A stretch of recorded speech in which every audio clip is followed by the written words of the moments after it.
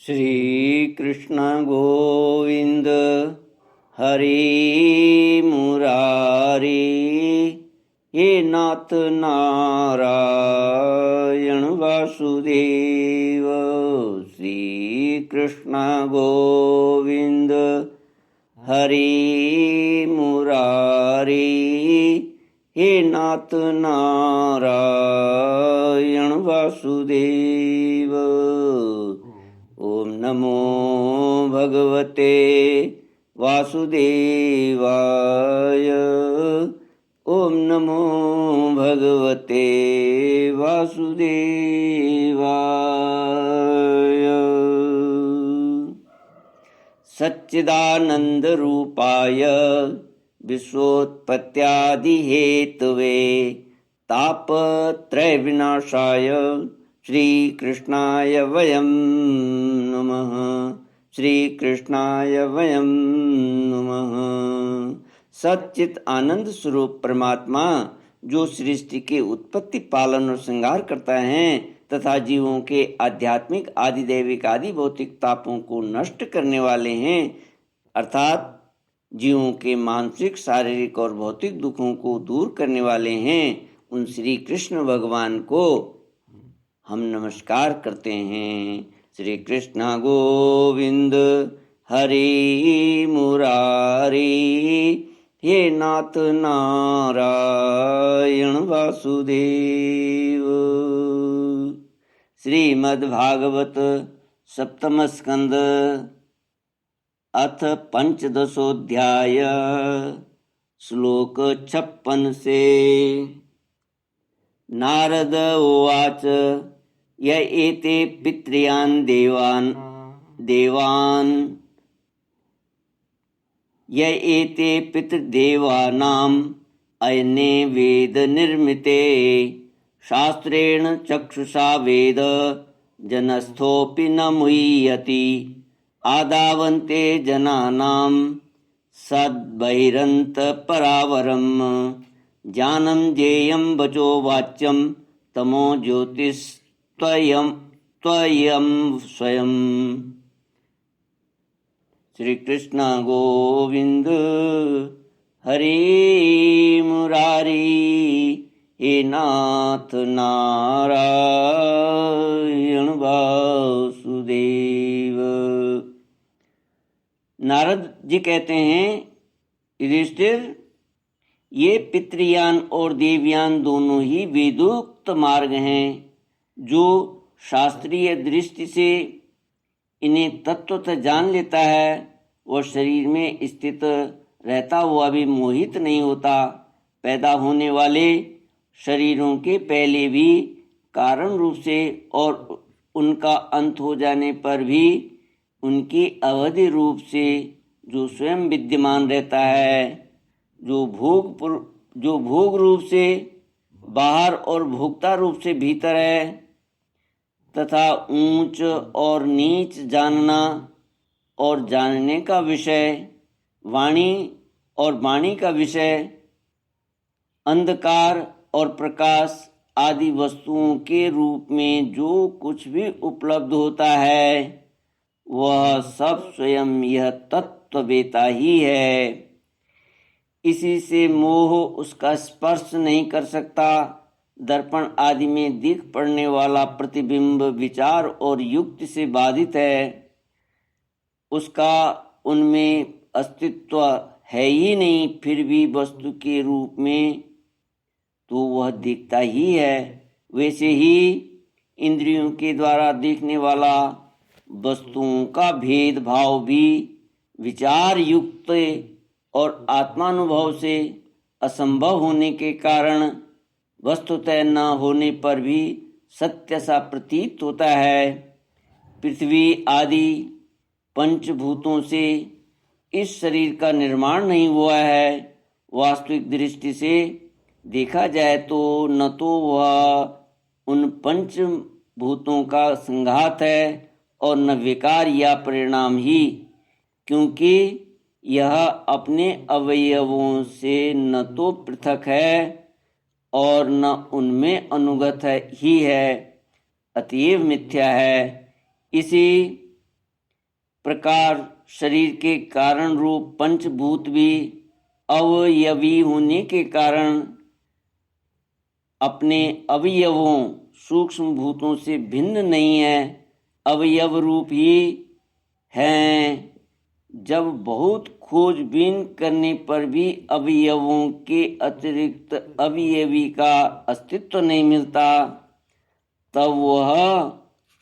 तब असत्य ही सिद्ध होता है। तब अपने आप ही यह सिद्ध हो जाता है कि ये अवयव भी असत्य ही हैं। जब तक अज्ञान के कारण एक ही परम तत्व में अनेक वस्तुओं के भेद मालूम पड़ते हैं, तब तक यह भ्रम भी रह सकता है कि जो वस्तुएं पहले थी वे अब भी हैं, और स्वप्न में भी जिस प्रकार जागृत स्वप्न आदि अवस्थाओं के अलग अलग अनुभव होते ही हैं, तथा उनमें भी विधि निषेध के शास्त्र रहते हैं, वैसे ही जब तक इन विभिन्नताओं के अस्तित्व का मोह बना हुआ है, तब तक यहाँ भी विधि निषेध के शास्त्र हैं ही। जो विचारशील पुरुष स्वानुभूति से आत्मा के त्रिविध अद्वैत का साक्षात्कार करते हैं, वे जागृत स्वप्न सुषुप्ति और दृष्टा दर्शन तथा अदृश्य के भेद रूप स्वप्न को मिटा देते हैं। ये अद्वैत तीन प्रकार के हैं, भावाद्वैत, क्रियाद्वैत और द्रव्याद्वैत। जैसे वस्त्र सूत रूप ही होता है, वैसे ही कार्य भी कारण मात्र ही है, क्योंकि भेद तो वास्तव में है नहीं। इस प्रकार सबकी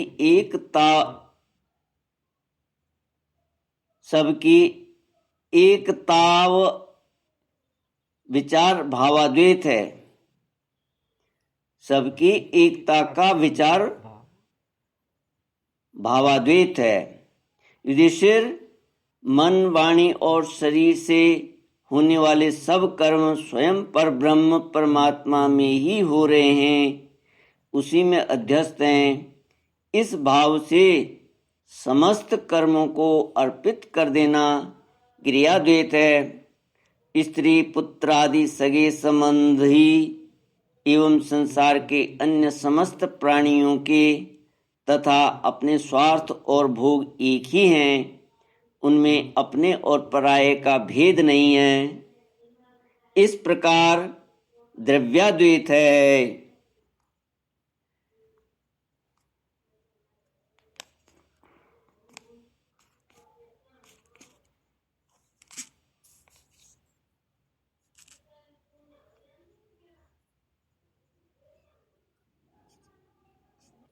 श्री कृष्ण गोविंद हरि मुरारे, ये नाथ नारायण वासुदेव। नारद जी कहते हैं, युधिष्ठिर, जिस पुरुष के लिए जिस द्रव्य को जिस समय जिस उपाय से जिससे ग्रहण करना, उसी से अपने सब कार्य संपन्न करने चाहिए। आपत्ति काल को छोड़कर इससे अन्यथा नहीं करना चाहिए। महाराज, भगवत भक्त मनुष्य वेद में कहे हुए इन कर्मों के तथा अन्यान्य स्वकर्मों के अनुष्ठान से घर में रहते हुए भी श्री कृष्ण की गति को प्राप्त करता है। युधिष्ठिर, जैसे तुम अपने स्वामी भगवान श्री कृष्ण की कृपा और सहायता से बड़ी बड़ी कठिन विपत्तियों से पार कर हो गए हो, और उन्हीं के चरण कमलों की सेवा से समस्त भूमंडल को जीतकर तुमने बड़े बड़े राजसूय आदि यज्ञ किए हैं। पूर्व जन्म में, इसके पहले के महाकल्प में मैं एक गंधर्व था। मेरा नाम था उपबर्हण। और गंधर्वों में मेरा बड़ा सम्मान था। मेरी सुंदरता, सुकुमारता और मधुरता अपूर्व थी। मेरे शरीर में सुगंधी निकला करती और देखने में मैं बहुत अच्छा लगता। स्त्रियां मुझसे बहुत प्रेम करती और मैं सदा प्रमाद में ही रहता। मैं अत्यंत विलासी था। एक बार देवताओं के यहाँ ज्ञान सत्र हुआ। उसमें बड़े बड़े प्रजापति आए थे भगवान की लीला का गान करने के लिए। उन लोगों ने गंधर्व और अप्सराओं को बुलाया। मैं जानता था कि वह संतों का समाज है और वहाँ भगवान की लीला का ही गान होता है।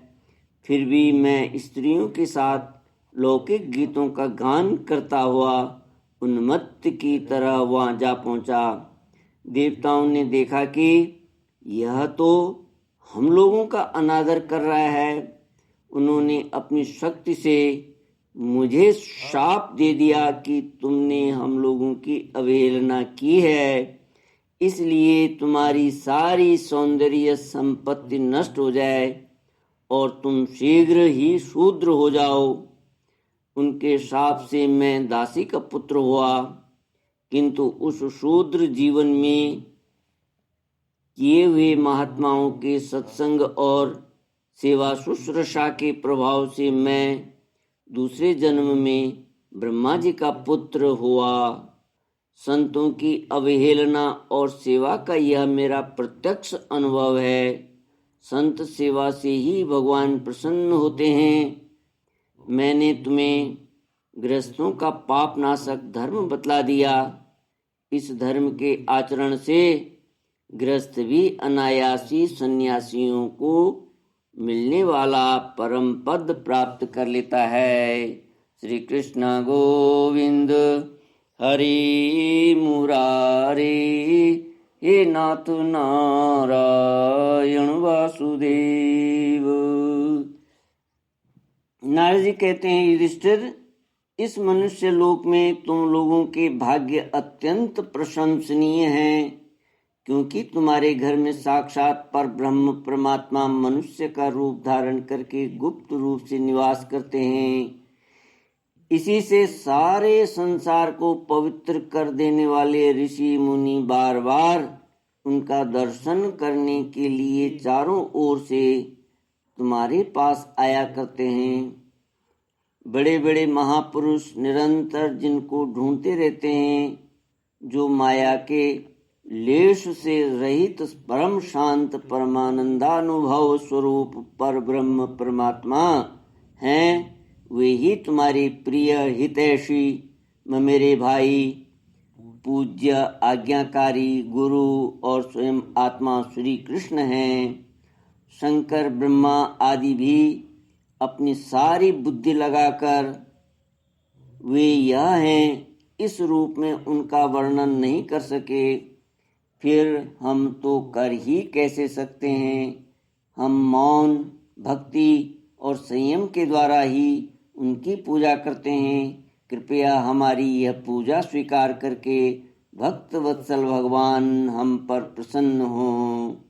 श्री सुखदेव जी कहते हैं, परीक्षित, देव ऋषि नारद का यह प्रवचन सुनकर राजा युधिष्ठिर को अत्यंत आनंद हुआ।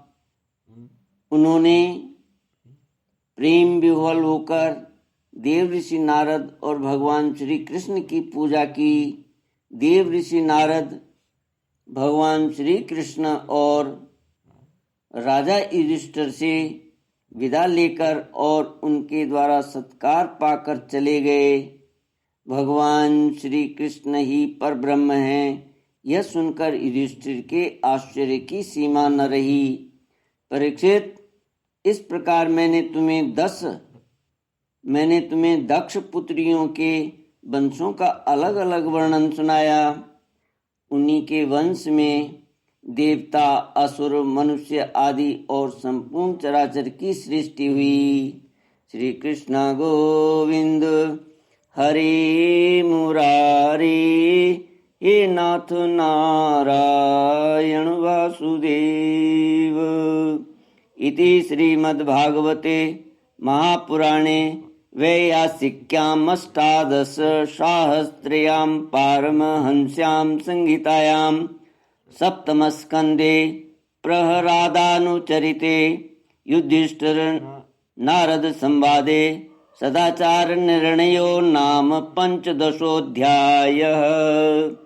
ओम पूर्णमद पूर्णमिदं पूर्णात् पूर्णमुदच्यते पूर्णस्य पूर्णमादाय पूर्णमेवावशिष्यते। ओम शांति शांति शांति। हरि ओम श्री गुरुभ्यो नमः। हरि ओम।